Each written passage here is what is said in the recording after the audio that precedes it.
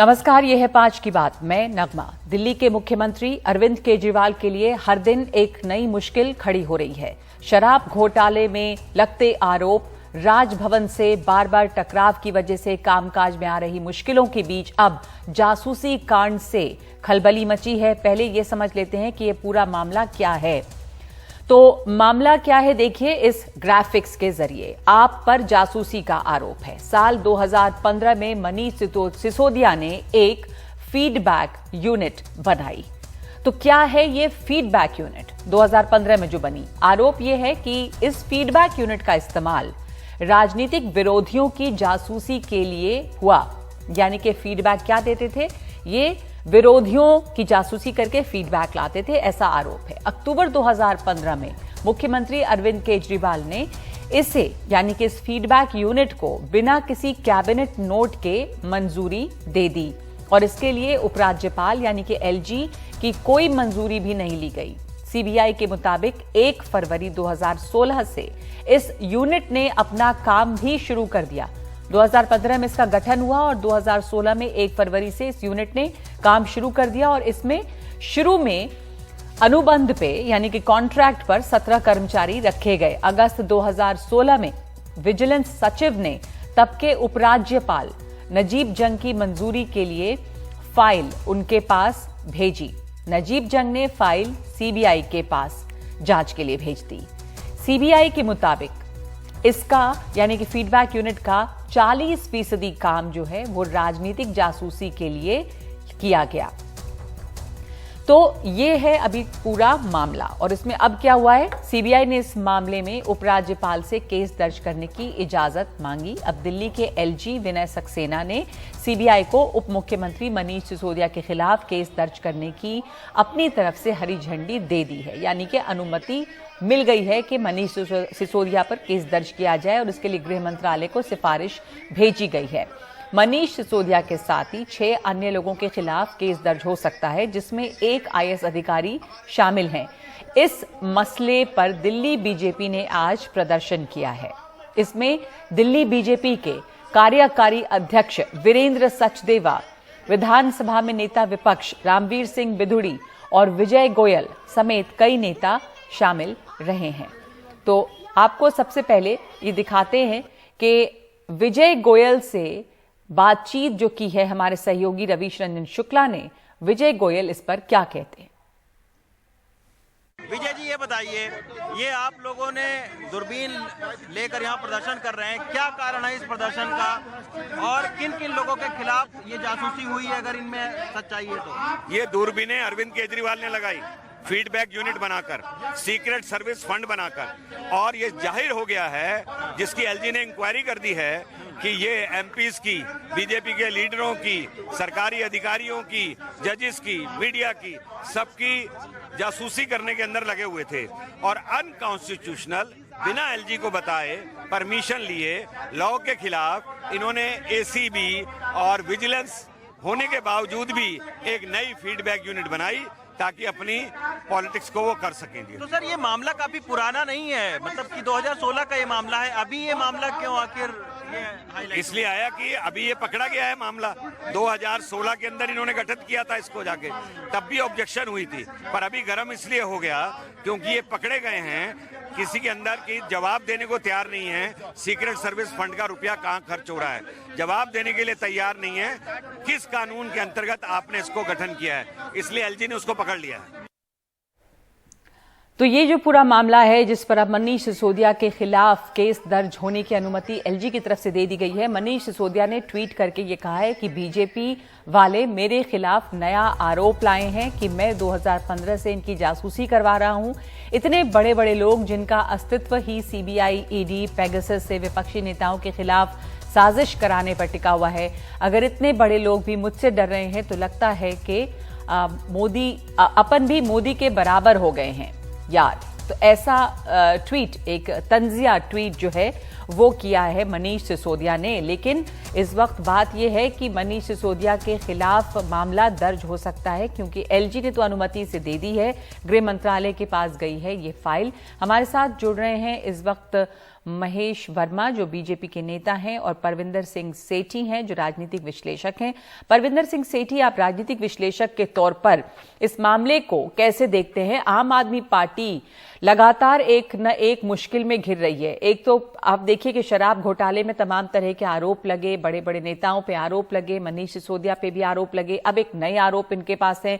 LG के साथ लगातार टक्कर, तो आपका टकराव कुछ ना कुछ बना ही हुआ है।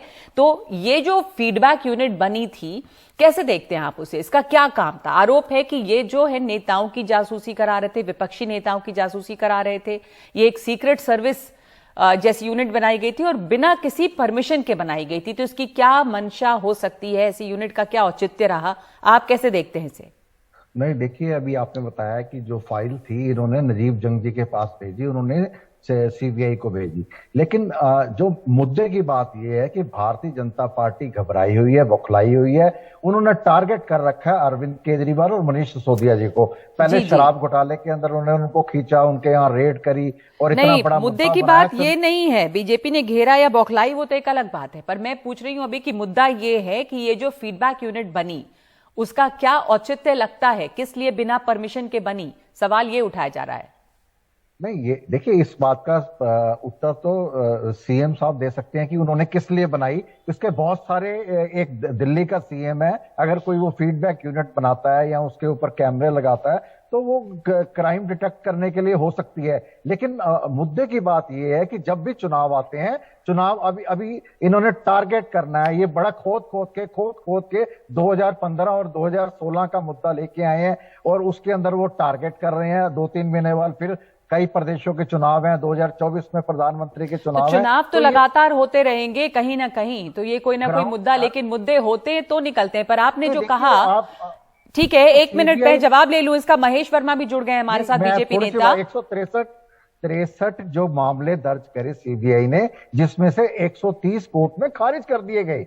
इससे ये आप देखें ना, संवैधानिक संस्थाओं का मिसयूज कर रही है भारतीय जनता पार्टी और आम आदमी पार्टी को काम नहीं करने दे रही। ठीक है, वो अपने ऊपर जवाब, ठीक है, जवाब ठीक है। आपको ऐसा लगता है एक राजनीतिक विश्लेषक के तौर पे आप ये एनालाइज कर रहे हैं कि आम आदमी पार्टी के काम में अड़ंगा लगाने के लिए लगातार बीजेपी इस तरह के मुद्दे उठाकर लेकर आती है।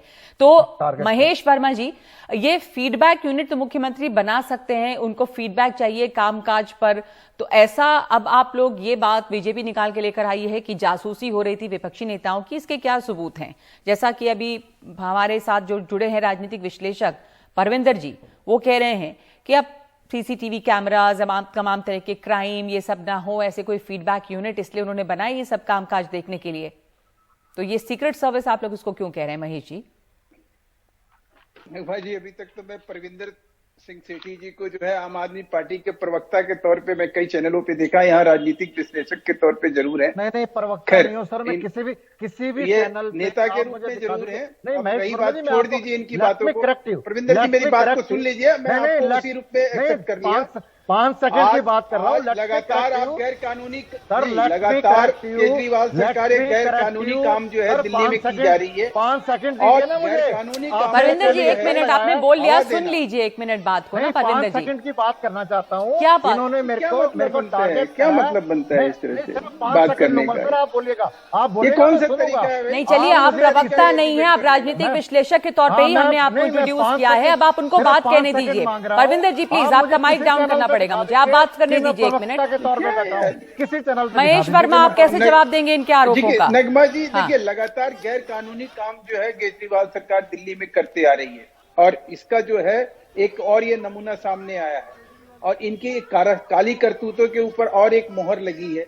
मैं समझता हूं कि अमला जमला जितना हमारा शासन प्रशासन है उन सबकी इन्होंने रिकॉर्डिंग करी है, सिर्फ नेताओं की नहीं, इन्होंने ऑफिसर्स की भी। पर महेश जी, मैं वही पूछ रही हूँ कि क्या, जैसा इन्होंने बताया अभी कि फीडबैक किसी भी चीज का लिया जा सकता है, ऐसा क्यों आप लोग को लगता है कि सीक्रेट सर्विस बनी है और जासूसी विपक्ष की हो रही थी? दूसरे की बहुत सारे केसेस इनके पर हुए, जैसे परविंदर अभी बता रहे थे, परविंदर जी, खारिज भी हुए बहुत सारे। तो बहुत सारे ऐसे केस हैं जिनका जो कहीं जाते नहीं आगे, लेकिन बस कामकाज में एक अड़ंगा डालते हैं। तो कुछ खारिज नहीं हुआ। अभी संजीव झा और अखिलेश त्रिपाठी दोनों जो है सजा याफ्ता हो गए। चीफ सेक्रेटरी को मार मार के इन लोगों ने अधमरा कर दिया, अपने घर पे बुला के चीफ मिनिस्टर ने एक चीफ सेक्रेटरी के साथ क्या किया उसको मार मार के अधमरा किया, और उसके बाद जो है ये लोग राजभवन में घुसते हैं, राजभवन में ये 30 दिन 40 दिन तक कब्जा करते हैं उसको।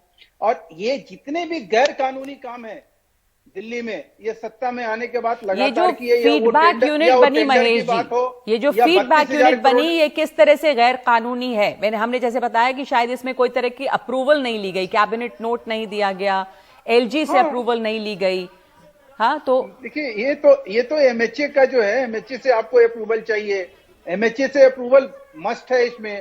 उसके बगैर आप किसी की भी फोन टैपिंग नहीं कर सकते हैं, आम आदमी की नहीं कर सकते हैं। आप अपने अमले जमले की बात, और अगर थोड़ी सी भी नैतिकता बची हुई है कहीं मनीष सिसोदिया जी में, तो वो तुरंत इस्तीफा दे और इस चीज के लिए देश से माफी मांगे केजरीवाल की। हमारे लोग जो है ऐसा कुकृत्य अब कभी नहीं करेंगे।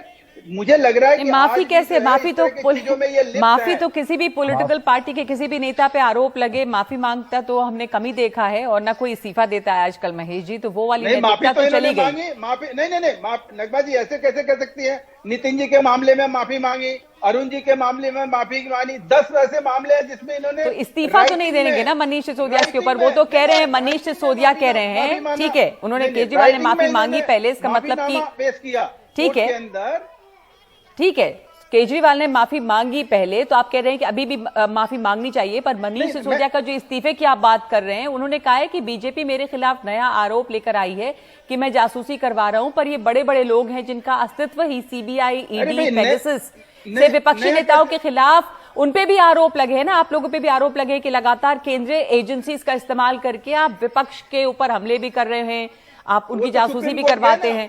तो वो तो मनीष सिसोदिया का ट्वीट है महेश जी, सुन लीजिए पहले पूरा। वो ये कहते हैं कि मुझे ये लग रहा है कि मैं भी बहुत बड़ा हो गया हूं, अब मेरा कद बढ़ गया है, इसलिए बीजेपी मेरे पीछे लगी है। तो एडमिट तो कर रहे हैं ना कि हाँ ऐसा हमने किया है। नहीं, एडमिट नहीं किया, कह रहे हैं कि मैं बड़ा हो गया हूं, इसी के लिए लोग मेरे पीछे लगे हैं। अच्छा, बड़े नहीं, आप इनसे ये जवाब दीजिए कि अडानी के बारे में प्रधानमंत्री क्यों नहीं जवाब? परविंदर जी एक मिनट, परविंदर जी आप मुद्दे से मत भटकिए, आप अपने आरोपों को पहले बात कीजिएगा। जी बोलिए महेश जी, आप बात पूरी कीजिए फिर। हाँ, मेरा ये कहना है कि मनीष सिसोदिया जी जो बात कह रहे हैं ये 2015 की बात है, और 2015 में भी एक बारों की सुर्खियां बना था, और उस समय इसकी पूरी लेपापोती की गई, और तीन इसमें लेफ्टिनेंट गवर्नर, जो तीसरे लेफ्टिनेंट गवर्नर हैं जिन्होंने इस चीज की परमिशन दी है। उससे पहले जो है वो अपने जो पहले हमारे खान साहब थे और उसके बाद हमारे बैजल साहब थे, उनके पास भी ये फाइल गई, लेकिन टेक्निकल और लीगल वजह से जो है ये अप्रूव नहीं हुआ। अब जब अप्रूव हो गया और सीबीआई ने इस चीज के लिए मुकदमा दर्ज कर लिया है, तो निश्चित रूप से एक गैर कानूनी काम करने वाला, वो उप मुख्यमंत्री हो या वो आम आदमी पार्टी का कोई बड़ा नेता हो, परविंदर जी जेल में जाना चाहिए और उसको ठीक है। आपने जो भी आरोप लगाया परविंदर जी, मैं इससे हटके, इन आरोपों से हटके, मैं अभी आप जो स्थिति है, तो आप एक विश्लेषक के तौर पे इस समय आपको लगता है कि आम आदमी पार्टी के लिए एक मुश्किल घड़ी है या ज्यादा संकट बढ़ा हुआ है? पहले से कई तरह की चीजें थी, इधर मेयर के चुनाव को लेकर भी लगातार खींचतान चल रही है, अब ये जो जासूसी वाला आरोप लग रहा है, तो इससे तो कामकाज करने में लगातार मुश्किल आ रही है। तो मुख्यमंत्री केजरीवाल के लिए नए नए संकट खड़े हो रहे हैं, आम आदमी पार्टी के लिए इस समय एक संकट या एक मुश्किल घड़ी, ऐसा आपको लगता है क्या परविंदर जी? जो सत्य को परेशान कर सकते हैं, सत्य को परेशान कर सकते हैं, और ये परेशान करने का काम कर रहे हैं, ये अपनी बातों से भटक रहे हैं। दिल्ली में मेयर बनने नहीं दिया जा रहा, जो उसके ऊपर इनकी जो साजिशें चल रही हैं, जो संवैधानिक संस्थाओं का मिसयूज हो रहा है। आप देखिए, इन्होंने अडानी को तेल दे दिया, रेलवे दे दिया, पोर्ट दे दिया, 2.5 लाख अभी की बात बताइए आप ना, मैं पूछ रही हूँ कि क्या आम आदमी पार्टी के लिए मुश्किल बढ़ी है? वहां पे रहे हम, आम आदमी पार्टी के लिए मुश्किल बढ़ी है, या आपको लगता है कि आम आदमी पार्टी को इससे कोई समस्या नहीं है, वो इससे भी उबर आएगी? अब नहीं समस्या, देखिए नहीं, ये डिस्टर्ब करने के, मेंटली डिस्टर्ब करने की बातें हैं। एक पार्टी को, एक सच्चे व्यक्ति को डिफेम करने की साजिश है, लेकिन देश की जनता बड़ी समझदार है। दूध का दूध और पानी का पानी होगा, और भारतीय जनता पार्टी को इन चीजों का, इन साजिशों का, इन संवैधानिक संस्थाओं के मिसयूज का खमियाजा देना पड़ेगा बाकी स्टेट्स के अंदर, और 2024 के अंदर उनको देश की जनता जवाब। ठीक है, धन्यवाद आपका महेश जी। जनता जो है दिल्ली की, वो आम आदमी पार्टी को अपना समर्थन देती रही है, और उन्हें उम्मीद है कि शायद जनता उनके साथ रहेगी। वैसे जो आरोप लगे हैं वो उसके आम आदमी पार्टी के लिए कितनी बड़ी मुश्किल खड़ी कर रही है, ये सोचने वाली बात है। पर ऐसा लगता है परविंदर जी को कि शायद इससे कोई फर्क नहीं पड़ेगा। पर बहरहाल इस समय दोनों पार्टी एक दूसरे से फिर भिड़ी हुई है, बीजेपी और आम आदमी पार्टी। नए आरोप हैं इसके ऊपर। एक ब्रेक ले रहे हैं इस वक्त हम 5 की बात में, और उसके आगे एक रिपोर्ट रत्नागिरी से। रत्नागिरी में पत्रकार की मौत पर सवाल और गिरफ्तारियां भी।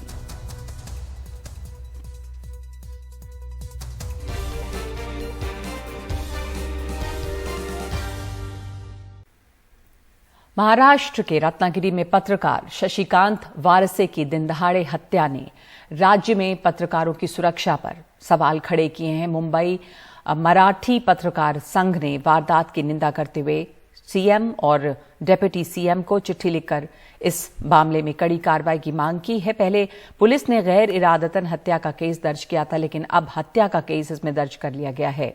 पत्रकार शशिकांत वारसे हत्याकांड केस में मुंबई प्रेस क्लब ने बयान जारी करके मामले में बड़ी साजिश की भी आशंका व्यक्त की है। राज्य सरकार ने इस मामले की सभी पहलुओं की जांच की मांग की है। रत्नागिरी के एक अखबार में प्रधानमंत्री, मुख्यमंत्री और उप मुख्यमंत्री के समर्थन वाले बैनर पर गंभीर अपराध के आरोपी का फोटो। ये खबर महानगरी टाइम्स में 6 फरवरी की सुबह छपी और दोपहर में ही उस फोटो वाले व्यक्ति ने खबर छापने वाले पत्रकार शशिकांत वारिसे के स्कूटर को टक्कर मारकर मौत के घाट उतार दिया। हादसे के बाद से शशिकांत वारिसे के परिवार में मातम छाया है और परिवार ने हादसे के पीछे साजिश का आरोप लगाते हुए न्याय की मांग की है। पिताजी का जिसने ये किया है उसे कड़ी सजा होनी चाहिए, ये मेरी मांग है। पहले तो पुलिस ने मामले में गैर इरादतन हत्या का मामला दर्ज किया था, लेकिन परिवार के आरोप के बाद हत्या का मामला दर्ज कर आरोपी पंढरीनाथ आंबेडकर को गिरफ्तार कर लिया है। आरोपी को राजापुर न्यायालय में हाजिर किया गया था। अदालत ने 7 दिन की पुलिस हिरासत दी है और घटना से जुड़े तमाम पहलुओं की जांच की जा रही है। पुलिस या घटने संदर्भातले सर्व बाबी तपासत आहे। पत्रकार शशिकांत वारिसे जिले में प्रस्तावित रिफाइनरी के खिलाफ भी मुखर थे, जबकि आरोपी पंढरीनाथ आंबेडकर प्रॉपर्टी डीलर और रिफाइनरी का समर्थक है। यही वजह है कि 6 फरवरी को रत्नागिरी के राजापुर में हुई इस हत्या की गूंज मुंबई तक पहुंच गई है। पत्रकार की दिन दहाड़े हुई हत्या की निंदा करते हुए मुंबई मराठी पत्रकार संघ ने आरोपी को कड़ी से कड़ी सजा देने की मांग की है। महाराष्ट्र में ऐसा कभी नहीं होता था और दिन दहाड़े हत्या वो भी एक पत्रकार की, इसलिए कि वो खबर छाप रहा है किसी के खिलाफ, ये ऐसा कभी नहीं होता था। तो ये हमने तो इसका निषेध किया ही है, ये आगे होना नहीं चाहिए। अगर आगे होगा तो पत्रकारों को आंदोलन करना होगा। विपक्ष के नेता अजित पवार ने भी मांग की है कि मामले की गंभीरता से जांच की जाए। तो अपघात असेल, अगर एक्सीडेंट है तो सावधानी बरतने की जरूरत है, लेकिन अगर ये जानबूझकर किया गया है तो इसके पीछे मास्टरमाइंड कौन है उस पर भी एक्शन लेना चाहिए। मास्टरमाइंड असेल त्याच्यावर एक्शन झाली पाहिजे। पहली नजर में पत्रकार की हत्या का ये मामला एक खबर विशेष से जुड़ा नजर आ रहा है, लेकिन जिस तरह से रत्नागिरी जिले में प्रस्तावित रिफाइनरी को लेकर विरोध और समर्थन का संघर्ष जारी है, उसे देखते हुए ये आगे चलकर एक बड़ा राजनीतिक मुद्दा बन सकता है। मुंबई से कैमरामैन अशोक महाडी के साथ सुनील सिंह, एनडीटीवी इंडिया के लिए। तो रत्नागिरी में पत्रकार शशिकांत वारसे की जो दिन दहाड़े हत्या हुई है, उसने एक बड़े सवाल खड़े कर दिए हैं राज्य में पत्रकारों की सुरक्षा को लेकर, और इस मामले की पूरी तफ्तीश, पूरी जांच करने की मांग की गई है। मुंबई में जो मराठी पत्रकार संघ है उसने इस वारदात की काफी कड़ी निंदा की है और इसमें कड़ी कार्रवाई की मांग की है, और इसमें अब हत्या का मामला भी दर्ज कर दिया गया है। पहले इसमें गैर इरादतन हत्या का मामला दर्ज किया गया था, लेकिन हत्या का मामला दर्ज होने के बाद से इस मामले की गंभीरता जो है उसको ज्यादा बारीकी से जांच किया जाएगा कि दरअसल हुआ क्या था। तो मुंबई प्रेस क्लब ने भी इस मामले में एक बयान जारी किया है। इस वक्त हमारे साथ गुरबीर सिंह जी जुड़ रहे हैं फोन लाइन पे, जो चेयरमैन है मुंबई प्रेस क्लब के। गुरबीर सिंह जी, मुंबई प्रेस क्लब ने इसके ऊपर एक कड़ी कार्रवाई की मांग भी की है, आप लोगों ने बयान जारी किया है। इस समय इस मामले के बारे में आप लोगों को किस तरह का शक है और आप किस तरह की जांच इसमें चाहते हैं? नगमा जी, ये तो बहुत क्लियर है कि जो यहाँ पे हुआ है इनका लगातार एक एक्सपोजर रहा। ये जो रत्नागिरी पेट्रोलियम कंपनी है, उन्होंने कोशिश कर रहे थे यहाँ पे काफी दिनों से वहाँ पे ये इन्वायरमेंट को मतलब इन्वायरमेंट से के खिलाफ में लोगों ने काफी वहाँ पे प्रोटेस्ट किया, और ये प्रोटेस्ट ये वारिशी ये वहाँ पे प्रोपोगेट कर रहे थे। तो इसके बारे में लगातार इन्होंने 4-5 आर्टिकल्स लिखे, और जो लास्ट आर्टिकल था उन्होंने ये जो अम्बेडकर इनके खिलाफ में उन्होंने क्लियरली बोला कि ये एक क्रिमिनल टाइप के आदमी हैं जिन्होंने कई लोगों के जमीन भी छीने हैं, कई लोगों के ऊपर दबाव भी लाया है, और इसके खिलाफ में मतलब कार्रवाई करनी चाहिए। तो एक सिस्टमैटिक जो उन्होंने लोकल पब्लिक की जो मतलब की जो शक थे, लोकल पब्लिक का जो ऑपोजिशन था, वो उन्होंने जो प्रस्ताव सामने रखा, ये अम्बेडकर मतलब कि कॉन्स्पिरेसी के रूप में, क्योंकि यहाँ पे दिखता है कि जो कंपनी के भी कुछ लोग इसमें जुड़े हुए हैं, उसमें से एक अरेस्ट भी हुआ है। तो ये अम्बेडकर तक लिमिटेड नहीं है, ये काफी सारा वहाँ पे एक साजिश जैसे चला हुआ है, दैट इज डेफिनेट। तो इसके ऊपर मतलब प्रेस क्लब का भी यही कहना है कि इसकी एक ब्रॉडर जांच होनी चाहिए। ये खाली एक मतलब एक सिंगल रोग टाइप का क्रिमिनल है, उसने एक्शन लिया है, इस रूप से इसे नहीं देखना चाहिए, बट एक ब्रॉडर इन्वेस्टिगेशन इसके बारे में होना चाहिए। जी, तो आप कह रहे हैं कि जिस तरह की रिपोर्टिंग करते रहे और जो खुलासे करते रहे शशिकांत वारिस से, उसकी वजह से वो एक बड़ी वजह हो सकती है उनकी हत्या के पीछे। इसका ये एक डेफिनेट है कि ये अम्बेडकर, पंडरीनाथ अम्बेडकर जो हैं, ये आज के तारीख में मतलब कि एक सिंगल एक्शन उन्होंने नहीं लिया है, लगातार उनके ऊपर कई FIRs पहले भी दर्ज हुए हैं, और इन्होंने मतलब एक लैंड माफिया से जुड़कर यहाँ पे जो ये जो क्या बोलते हैं एक फर्टिलाइजर प्लांट जो वहाँ पे स्थापित करने जा रहे हैं, उसके मतलब लैंड एक्विजिशन में वो जुटे हुए थे। तो ये एक मतलब एक ब्रॉडर साजिश है कि मतलब खाली एक आर्टिकल के ऊपर इसके ऊपर मतलब स्पॉन्टेनियसली वो मतलब झपट पड़े, ऐसा नहीं है। ऑब्वियसली ये एक प्लान तरीके से किया गया है, और मतलब कि इसलिए इसको यहाँ पे खाली उसके अरेस्ट पे मतलब हमारा जो ये मानना है कि खाली एक सिंगल अरेस्ट पे इसको दबा नहीं जाना चाहिए। इसकी जो ब्रॉडर इसकी जो साजिश है, कौन कौन इसमें इन्वॉल्व है, ये हमें फाइंड आउट करना चाहिए। बिल्कुल, क्योंकि तमाम वो पत्रकार जो किसी माफिया के विरुद्ध, जो कि पत्रकारों का काम है, जो रिपोर्टिंग कर रहे हैं या खबरें कवर कर रहे हैं, उनकी सुरक्षा पे भी इस समय खास करके एक बड़ा सवाल खड़ा हुआ है। वहां पर जो पत्रकार काम करते हैं, मराठी पत्रकार संघ ने भी इसकी बहुत निंदा की है, और पत्रकारों की सुरक्षा पे सवाल खड़ा होता है। गुरबीर सिंह जी,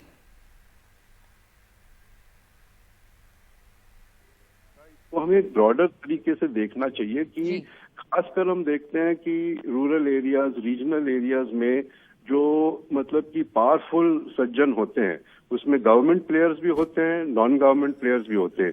एक किस्सा शायद आप मतलब कि आप याद करेंगे, 2015 का किस्सा है। गवर्नमेंट भी उस टाइम समाजवादी पार्टी की उत्तर प्रदेश में गवर्नमेंट थी।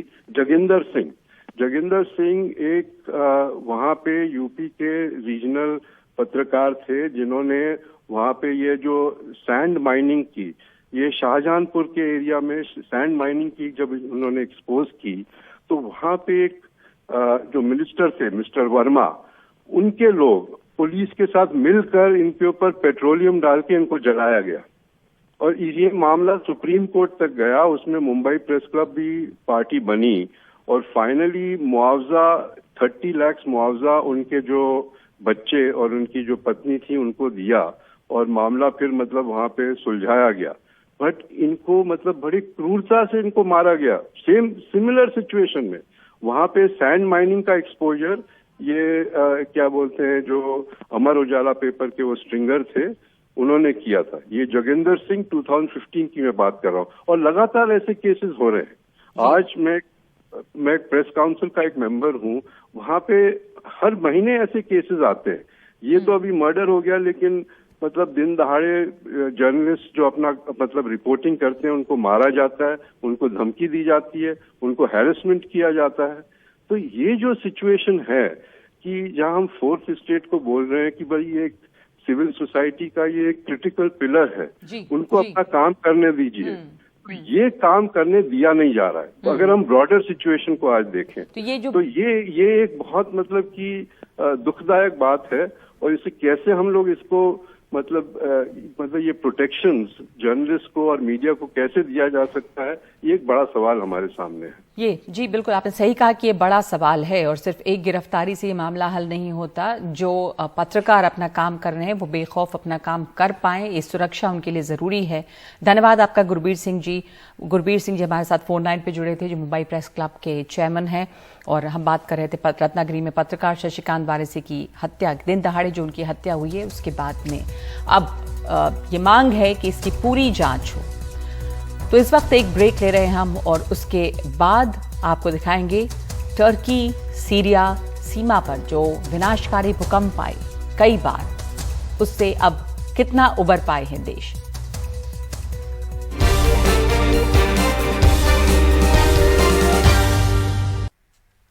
तुर्की और सीरिया में आए जबरदस्त भूकंप से मरने वालों की संख्या बढ़कर 16,000 से ज्यादा हो गई है। तुर्की में अब तक 12,873 लोगों की मौत हुई है। वहीं सीरिया में 3,162 लोगों की मौत हो चुकी है। तुर्की में बर्फबारी से राहत और बचाव कार्यों में काफी मुश्किल आ रही है। तुर्की के कहराम नमारस शहर में भी जबरदस्त तबाही हुई है और लोग सरकार से बहुत नाराज हैं। लोगों का कहना है कि हम अपने परिजनों को मलबे से नहीं निकाल पाए, यहाँ कोई सरकारी अधिकारी नहीं आया। इस बीच 3 बच्चों को एक साथ बचाया गया है, जिसकी तस्वीर सामने आई है।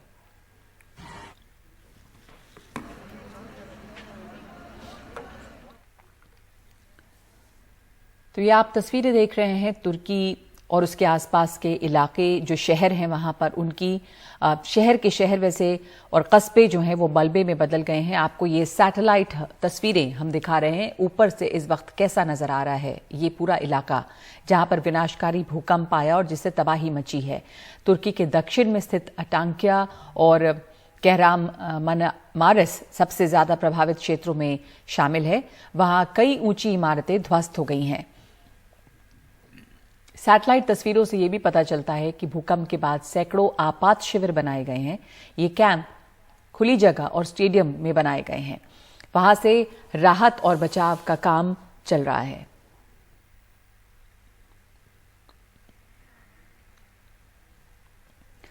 लेकिन सीरिया में इस पूरे विनाशकारी भूकंप के दौरान कई ऐसी तस्वीरें सामने आई हैं जो मिरेकल पे यकीन करने के लिए मजबूर करती हैं। एक इमारत के मलबे से 40 घंटे के बाद 3 बच्चों को सुरक्षित निकाला गया है। बच्चों को सुरक्षित निकाले जाने के बाद यहाँ पे मौजूद लोगों में जबरदस्त खुशी नजर आई। तस्वीरों में बच्चे हंसते हुए देखे जा रहे हैं। बच्चों को अस्पताल ले जाया गया है, लेकिन ये सोचिए कि 40 घंटे तक ये बच्चे फंसे रहे और उसके बाद उन्हें सही सलामत निकाला गया है।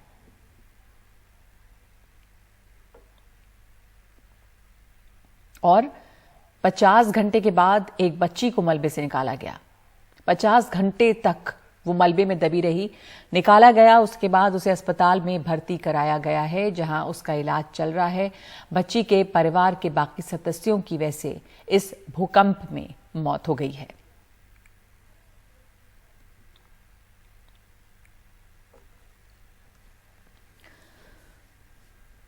तो ऐसी बहुत सारी कहानियां इस तरह की त्रासदी में सामने आती हैं जहां बहुत ज़्यादा लोगों ने अपने परिवार खोए हैं। अहमद इदरीस नाम के एक शख्स ने तुर्की सीरिया में आए विनाशकारी भूकंप में अपने परिवार के 25 सदस्यों को खो दिया है। परिवार के लोगों का शव देखकर इदरीस का क्या हाल हो सकता है, आप कल्पना नहीं कर सकते। देखिए इन तस्वीरों में।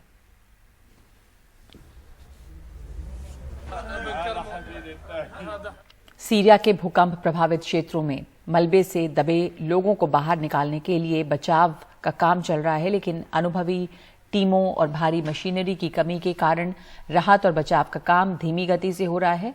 और एक वजह यह भी है कि वहां पे मौसम बहुत खराब है, बहुत ज्यादा ठंड है, बर्फीला तूफान है और इसलिए भी बचाव के काम में देर हो रही है। हजारों लोग बेघर हुए हैं इस भूकंप की वजह से। कड़ाके की ठंड है और इस ठंड की वजह से उनकी परेशानी और बढ़ गई है, क्योंकि जिन लोगों के घर तबाह हुए हैं, जो बेघर हुए हैं, जो घायल हैं, ऐसे लोग भी खुले आसमान के नीचे आग जलाकर ठंड से बचने की कोशिश में बैठे हैं।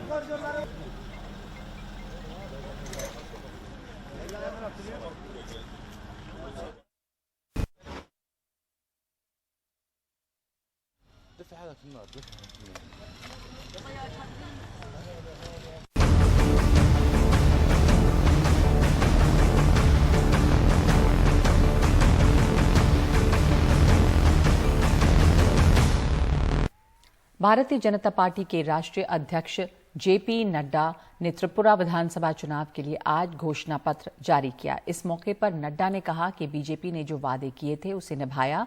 उन्होंने कहा कि पिछले 5 साल में 3.5 लाख घर दिए, साथ ही 13 लाख गरीब परिवारों को हेल्थ इंश्योरेंस दिया गया। इसके अलावा छात्रों को स्मार्टफोन दिए गए और 15 नए एकलव्य स्कूल शुरू किए गए। जेपी नड्डा ने कहा कि जो त्रिपुरा पहले उग्रवाद और ब्लॉकेड के लिए जाना जाता था, वहां अब तेजी से विकास हो रहा है। त्रिपुरा जो बंद ब्लॉकेड इंसर्जेंसी के लिए जाना जाता था, उससे मुक्ति दिला करके peace, prosperity, development and harmony लाने का काम भारतीय जनता पार्टी।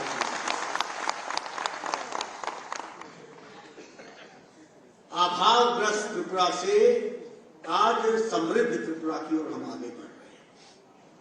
हम एक त्रिपुरा, श्रेष्ठ त्रिपुरा, उन्नत त्रिपुरा की ओर आगे बढ़ रहे हैं। हमारे सहयोगी रत्नदीप चौधरी ने त्रिपुरा के पूर्व मुख्यमंत्री विप्लव देव से इस बारे में बात की है। त्रिपुरा के चुनाव में बीजेपी ने कमर कस के चुनावी प्रचार शुरू कर दिया है। इस वक्त हमारे साथ जुड़ रहे हैं त्रिपुरा के भूतपूर्व मुख्यमंत्री और राज्यसभा सांसद विप्लव कुमार देव। विप्लव दा, आप भी चुनाव के प्रचार में जुड़े हुए हैं। त्रिपुरा में जो 2018 में जो सीपीएम का 25 साल का शासन खत्म हुआ था, उसमें आपने अगुवाई की थी। इसके बाद आप स्टेट को राज्यसभा में रिप्रेजेंट कर रहे हैं। कैसा लग रहा है इस बार चुनाव का माहौल? देखिए, चुनाव 2018 में त्रिपुरा के जनता कम्युनिस्ट से मुक्ति चाहते थे, जुनून थी, और वो माननीय मोदी जी के नेतृत्व वो हुई है। पर इस बार जो चुनाव है, वो चुनाव त्रिपुरा के जो नौजवान बच्चे हैं, इनका भविष्य बनाने का। तो स्वाभाविक तौर पे इस सरकार ने 5 साल काम किया, और इस 5 साल के काम में त्रिपुरा के लोग कितना संतुष्ट है, आप गांव में, शहर में घूम के देखिए। मैं नहीं बोलूँगा। कम्युनिस्ट माने डेवलप को रोकने का एक व्यवस्था है, तो बीजेपी माने मोदी जी के नेतृत्व में हर स्कीम को पहुंचा देने का व्यवस्था है। वो हम लोगों ने किया है। जनता हमारे साथ है, और साथ ही साथ त्रिपुरा के लोगों के भविष्य को बनाने के जो योजना मोदी जी के नेतृत्व में 2018 में हम लोगों ने शुरू किया है, इसको हम लोगों ने आगे बढ़ाया है। और उसको बरकरार रखने के लिए सिर्फ भाजपा ही चाहिए, मोदी ही चाहिए। मोदी हमारे त्रिपुरा के लोगों का मजबूरी है, मेरा भी मजबूरी है, क्योंकि मोदी के बिना नॉर्थ ईस्ट का डेवलपमेंट नहीं हो सकता, ये प्रमाणित हो चुका है। और उन्होंने हर बजट में अभी भी बजट तैयार किया है कि नॉर्थ ईस्ट के लिए बड़े मात्रा में उन्होंने जो पैकेज रखी हुई है, इससे नॉर्थ ईस्ट के लोगों का जो जीवन शैली है वो एक नतून दिशा में जा रहा है। और उत्तराखंड के देहरादून में पेपर लीक होने के विरोध में युवाओं ने आज जोरदार प्रदर्शन किया, और ये देहरादून के राजपुर रोड पर प्रदर्शन हुआ, जहां पर युवाओं और पुलिस के बीच में झड़प भी हुई है। इसके बाद पुलिस ने युवाओं पर लाठीचार्ज करना शुरू कर दिया है। आप देख रहे हैं तस्वीरों में कि ये लाठीचार्ज जो है ये काफी जबरदस्त रहा, लेकिन इस लाठीचार्ज के बाद ही भीड़ ने भी पथराव शुरू कर दिया है। ये युवा हैं जो पेपर लीक के विरोध में प्रदर्शन कर रहे थे, और ये देहरादून का बहुत ही जानी मानी सड़क है, राजपुर रोड, जहां पर ये हंगामा हुआ और उसके बाद लाठीचार्ज और फिर पथराव भी हुआ, और पूरा मामला पेपर लीक का विरोध है।